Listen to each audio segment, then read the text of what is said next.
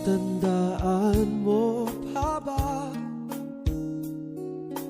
Bukid kong puso sa punong mangga, at ang inalay kong gumamela,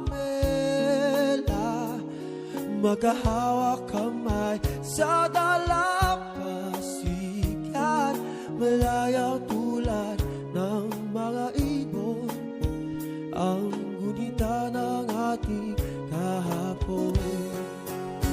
Lumilipas ang panahon, kabiyak ng ating gunita, ang mga